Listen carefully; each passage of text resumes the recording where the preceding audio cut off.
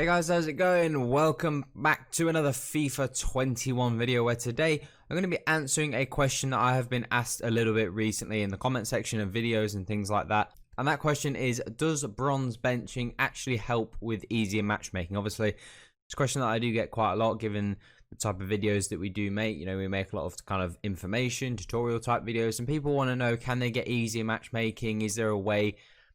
And one thing that comes up quite often is people think this myth about bronze benching, does it actually like help you with getting easier games against people with lower rated teams and things like that? So for starters, what is bronze benching? Now this in essence is what you will mainly see as bronze benching. So you have 4 of your lowest rated bronze cards that you stick on your bench.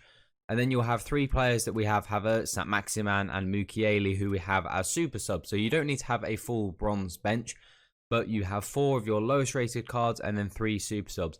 And you can see how that brings our team rating down to 81. Now, if I was to have my normal bench on, my normal bench would put me up to about an 85 rated. So the theory goes that now I have a lower rated team, so I should match up against other people who have lower rated teams, 81s, 82 rated teams and things like that.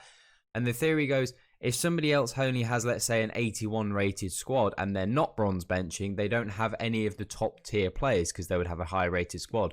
So by them not having any of the higher rated players, they maybe are not as good, because that might mean that they don't have the finishes in weekend league or the high finishes in rivals or whatever it may be to accumulate the coins to buy the higher rated cards. Hence why people believe, does bronze benching help you come up against some lower quality opponents? So to put this theory into action, I went into just 5 games with this bronze bench with this exact team, and then I did 5 games with my normal team, and these were the results. So you can see on the screen the first 5 teams. We're just showing the teams. We're not showing any of the gameplay. We're just showing some of the teams. So you can see the first guy we did come up against, he did have an 85 rated team. Now these first 5 games are with the bronze bench. So that bronze bench that you did see, these are the first 5 teams that we did come up against. And like I said, the theory is that people believe that with a bronze bench you should come up against lower rated squads.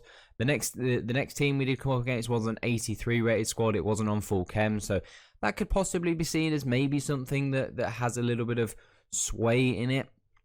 But ultimately, it's the theory that people want to test. Does it give you easy games? And then you have to obviously get into the games. It's all right coming up against necessarily a low rated team, but again, just because somebody has a lower, maybe potentially a lower rated squad, that doesn't necessarily mean that they're a worse player, because you can get some guys who maybe don't use as good a teams because maybe they don't have the ability to play FIFA for a large amount of time every day, so they're not able to accumulate the coins that way, but they might be a really good player. It doesn't necessarily mean that they're a bad player. This guy had an 86 rated team, so you can see just on these first 5 games that it doesn't appear like us bronze benching has made a massive impact. But we are going to get into and just show afterwards, after these 5 games, after this team, which was an 85 rated team, we're then going to show the 5 teams that we came up against when we didn't use our bronze bench and we were just using our normal the normal bench that I would go into a weekend league with. So now going into the 5 games with my normal team, so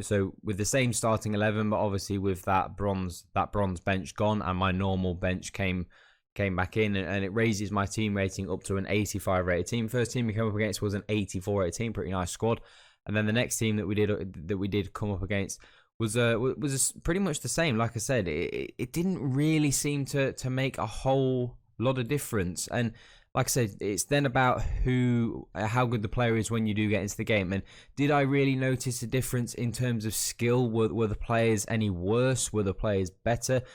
Not really. To be perfectly honest, the players pretty much were very, very similar. There might have been the odd game here or there that was easier, but again, I don't think that's anything really to do with the bronze benching. And the other thing about bronze benching, the reason why it's not necessarily a great thing to do this year is because obviously when you look at some of the milestones, you need to have an 85 rated plus squad to do, for example, the 500 goals. You need to have an 85 rated team. The assists, you need to have an 85 rated team or higher. So I don't think that you're going to see a lot of people doing bronze benching anyway, because they want to get those milestones done. But you can see some of the teams we did come up against. couple of 85s, couple of 86s, one or two 83s, but pretty much all in all, pretty much the same kind of meta squads, whether we had the bronze bench or whether we didn't have the bronze bench. And kind of to kind of really drive home that point a little bit more, this kind of collates it all in one simple and easy screen. So with the bronze bench, we came up against an 85, 83, 85, 86, 85, and the average team rating was 84.8, whereas with a normal bench, we had an 84, 83, 84, 85, 86, and the average was 84.4. So we actually had, in the games with just my normal bench, my normal team, we actually had an overall that was slightly lower rated. So that kind of really, that screen right there kind of tells you that bronze benching does not really make any difference, and it is just a myth, and you are much better off just having a full squad of players that you want. Bronze benching makes no difference. It doesn't, you can see it doesn't, you can say maybe, oh, it's only 5 games. It doesn't make a difference. I think you'd be able to tell a pattern early on whether it did make a difference or not. This was in Division 1 Rivals that I was trying this out, so I was playing against good players, so you can maybe say, oh, but you're playing against really good players. But bronze benching should, if it's that overpowered and if it's that obvious, it should, you know, I should have been coming up against 80s and 81 rated teams, and you can see that we weren't. We were coming up against 85s, 86 rated teams, which kind of puts that myth to bed that bronze benching does not work, and you are much better off using a full bench of pace players, and whoever you want to have on the bench, have a full bench. Do not waste your time bronze benching. It does not make a difference. So that is putting that myth to bed. So if there are any other videos like this that you would like to see, maybe one about chemistry styles, maybe one about our informs and special cards worth it, whatever you'd like to see, do let me know in the comment section if there are any other videos that you would like to see, and we'll get around to doing them as quick as possible. Make sure you drop a thumbs up and hit that subscribe button if you did find this video useful. But that is all today, guys. Have an awesome day. I'm out.